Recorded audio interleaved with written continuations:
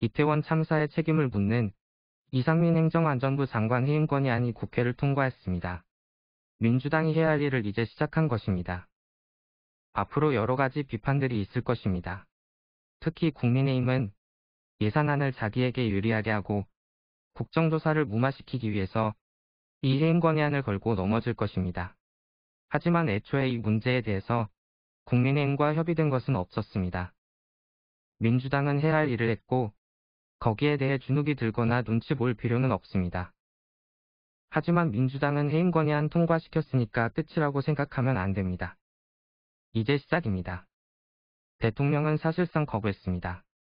이제 계속 이 문제로 정부에 책임을 묻고 언론에도 알려야 합니다.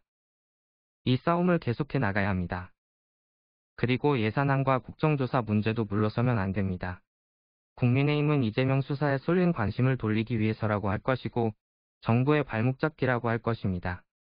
그리고 국정조사의 협의 자체가 파기되었다고 말할 것입니다. 여기에 귀 기울이면 안 됩니다. 관심 가지는 순간 말리게 됩니다. 그냥 할 일을 하면 됩니다. 예산안 처리도 민주당 뜻을 최대한 수용해서 강하게 나가야 합니다. 그리고 국정조사도 당장은 국민의힘과 이야기를 해야 합니다. 며칠 그렇게 해보고 이야기가 안 통하면 국민의힘이 합의를 파기했다고 선언하고 다시 원래한 대로 국정조사를 시작해야 합니다. 그렇게 연말 이전에는 사안들을 시작해서 구정 전에는 마친다는 마음으로 해야 합니다. 그렇게 해야 대통령도 민주당의 말에 관심을 기울일 것이고 자기 마음대로 시계 정책도 그만둘 것입니다. 그리고 진보 진영에 대한 불공정하고 무리한 수사도 속도를 조정하게 될 것입니다. 일단 해야 할 일 시작한 것 축하드리고 뚝심 있게 계속해 나갔으면 합니다.